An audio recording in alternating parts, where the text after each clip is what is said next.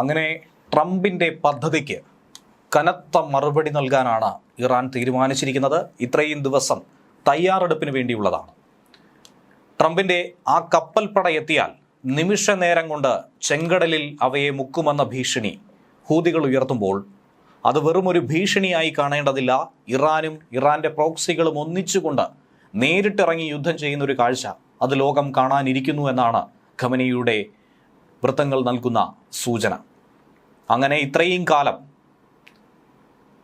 അമേരിക്കയുടെ അഭിമാനമായി കൊണ്ടു നടന്ന ലോകത്തിലേക്കും വെച്ച് ഏറ്റവും വലിയ വിമാനവാഹിനി കപ്പലായിട്ടുള്ള ആണവ കപ്പലായിട്ടുള്ള എബ്രഹാം ലിങ്കണെ കടലിലെ ശവപ്പെട്ടികളാക്കി മാറ്റുമെന്ന ഇറാൻ്റെ ഭീഷണി കൃത്യമായി pentagon ചെവിക്കൊള്ളുന്നു.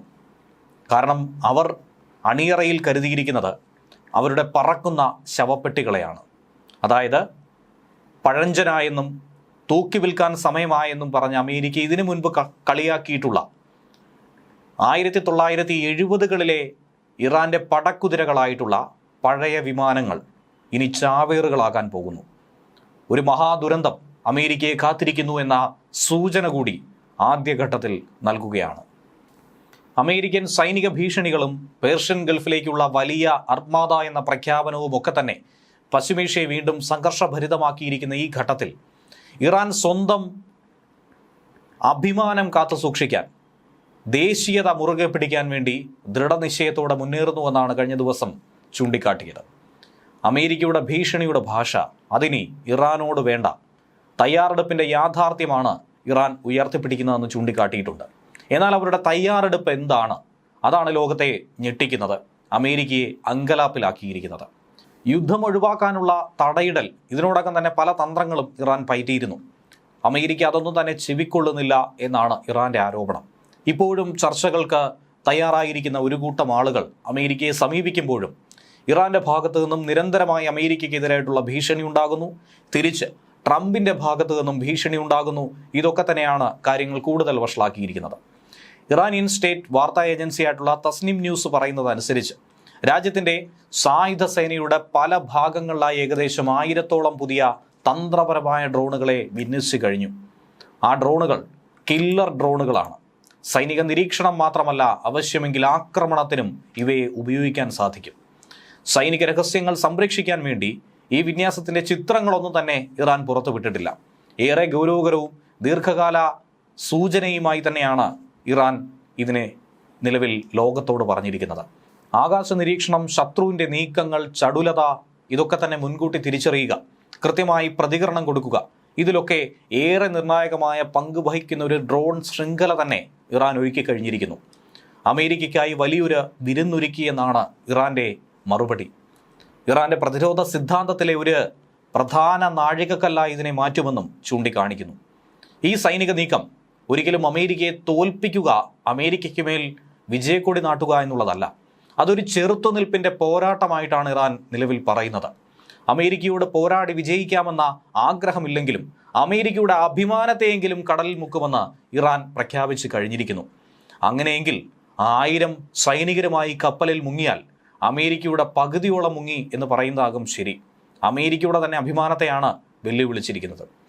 American president Donald Trump Persian ഗൾഫിലേക്ക് നാവിക കപ്പലുകളുടെ വലിയ കപ്പൽപ്പടയായിട്ടുള്ള അർമാദ അയക്കുന്നു എന്ന് പ്രഖ്യാപിച്ചതിന് പിന്നാലെയാണ് ഇറാൻ ഈ ഭീഷണികൾ, തയ്യാറെടുപ്പുകൾ ഉയർത്തിയിരിക്കുന്നത്. അമേരിക്കയുമായി ഇറാന്റെ സൈനിക ശക്തിയെ താരതമ്യം ചെയ്യാനായി നമുക്ക് സാധിക്കില്ല, യാഥാർത്ഥ്യമാണ്. പക്ഷേ അവരുടെ കൈവശമുള്ള തന്ത്രപരമായ നീക്കം അതുതന്നെയാണ് അമേരിക്കയെ ഭയപ്പെടുത്തുന്നത്. 5ാം തലമുറ സ്റ്റെൽത്ത് യുദ്ധവിമാനങ്ങളും ആണവ വിമാനവാഹിനി കപ്പലുകളും ഒക്കെ തന്നെ അമേരിക്കയുടെ കൈവശമുണ്ട്. ലോകം ഇന്നുവരെ കണ്ടിട്ടില്ലാത്ത അത്യാധുനിക സാങ്കേതിക വിദ്യകൾ സമന്വയിച്ചിട്ടുള്ള ആയുധ കലവറ. സാങ്കേതികമായി നോക്കുകയാണെങ്കിൽ ഏറെ പിന്നിൽ നിൽക്കുന്ന ഇറാനെ സംബന്ധിച്ച് ഒന്നും തന്നെ അമേരിക്കയോട് ഏറ്റുമുട്ടാൻ കഴിയില്ല. ഏറെ പോരാടേണ്ട ഒരു സാഹചര്യവും ഇറാൻ ഉണ്ടാകില്ല. കുറച്ച് സമയം കൊണ്ട് തന്നെ ഇറാനെ കീഴടക്കാൻ അമേരിക്കയ്ക്ക് സാധിക്കും. പക്ഷേ യുദ്ധമെന്ന് പറയുന്നത് അത്തരത്തിലല്ല പ്രവർത്തിക്കുന്നത്. ഒരൊറ്റ ബോംബ് കൊണ്ട് തീർത്ത് കളയാൻ ഹിരോഷിമയോ നാഗസാക്കിയോ അല്ല ഇന്നത്തെ ഇറാൻ. അങ്ങനെ പ്രവർത്തിക്കാനായിട്ട് അമേരിക്കയ്ക്ക് സാധിക്കുകയുമില്ല. അതുകൊണ്ട് ദീർഘകാല തന്ത്രങ്ങളും ഭൂമിശാസ്ത്രപരമായിട്ടുള്ള ഏറ്റുമുട്ടലുമൊക്കെ അനിവാര്യമായിട്ട് വരും.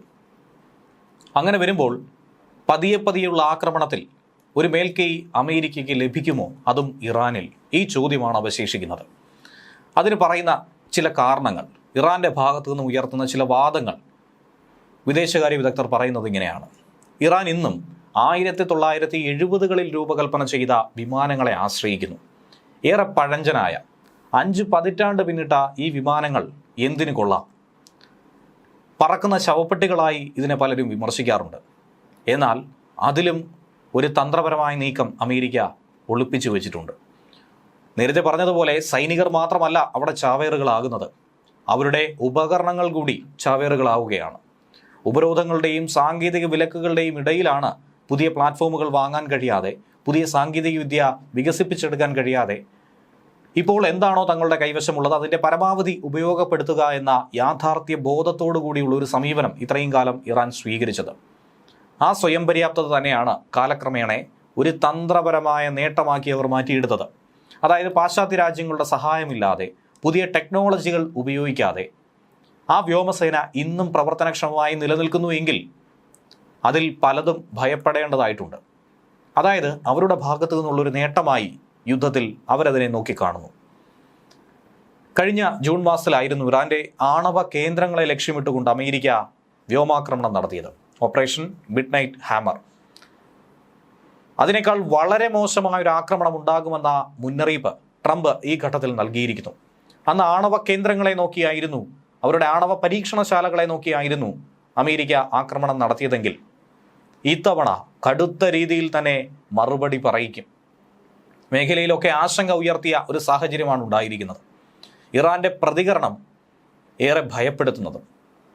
ഉപരോധങ്ങളുടെയും ഭീഷണികളുടെയും ഇടയിലും സ്വയം പര്യാപ്തമായ സാങ്കേതിക വിദ്യയുടെ വികസനമാണ് ഒരു രാജ്യത്തിൻ്റെ യഥാർത്ഥ ഇച്ഛാശക്തിയെന്ന് ഇറാൻ പിന്നെയും എടുത്തു പറയുന്നു. ഇറാനിയൻ നേതൃത്വവും അതനുസരിച്ച് തന്നെയാണ് മുന്നോട്ട് പ്രവർത്തിക്കുന്നത്. മലയാളി വാർത്താ plus, like, share and subscribe.